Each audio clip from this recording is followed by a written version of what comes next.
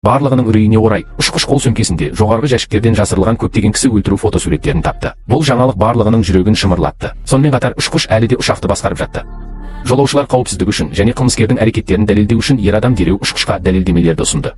Бұл тартпас дәлелдемелерге тап болған ұшқыш сабыр сақтап, білмегенін айтып, қонғаннан кейін егжей-тегжейлі тергеу жүргізілетінін мәлімдеді. Ашық түрде ашылған ұшқыш уақыт тұтып, қашудың жолын табуға тырысты. Бірақ ер адам оған ешқандай мүмкіндік бермеді. Дереу тапаншасын алып шығып, оны қорқытты. Ұшақ қонғаннан кейін әділдік алдында жауап беретінін білген ұшқыш ойланбастан кенеттен басқару таяқшасын бұрды.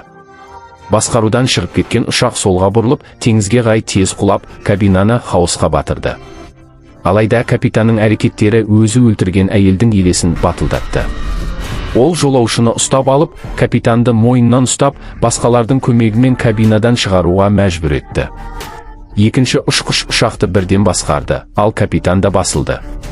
Барлығы бәрі бітті деп ойлаған кезде, ұшақ найзағай соққысынан кейін қайтадан басқарудан шығып, қатты дірілдеп кетті. Капитан босап шықты, бірақ дәліздің соңында бір шу шықты.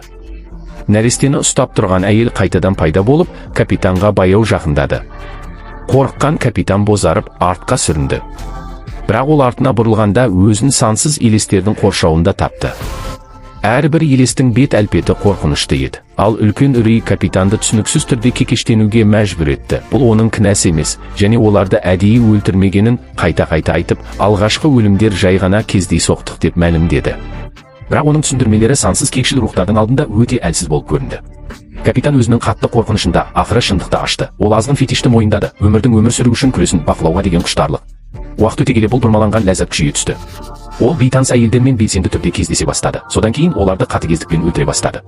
Полицияның қолына түспеу үшін ол капитанның жеке басын пайдаланып әлемді жиі аралап жүрді. Бірақ ол өлтірілген әйелдердің елестерге айналып, оны іздеп, рухтардан жаңадан бастауға мүмкіндік сұрайтынын ешқашан ойламаған. Ол елестерден оны аяуын өтінді, бірақ бәрі кеш болды. Жасаған қылмыстары ақырында өтелуге мәжбүр болды.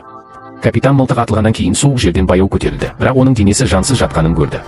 Тек сонда ғана ол өмірінен айырылғанын түсінді. Енді ол жай ғана қаңғыбас жан еді. Ол өлтірген әйелдер оны суықтай бақылап, шексіз азаппен мәңгілік жазаны күтіп отырды. Сонымен қатар кекшіл рухтардың құмарлықтары капитанның өлімімен сейілді, бірақ ұшақтың дағдарысы әлі аяқталған жоқ. Найзағай соққысынан ұшақ толығымен бақылаудан шықты. Тек екінші ұшқыш қана басқаруда қалды. Барлық жолаушыларды қолдауға тырысты.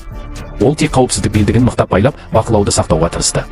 Ақыры таңқаларлықтай абдырап қалған ұшақ әуежай терминалына соғылып, аман-есен қонды. Ақырында кемедегі барлық адамдар аман-есен болды, тек капитан қаза тапты.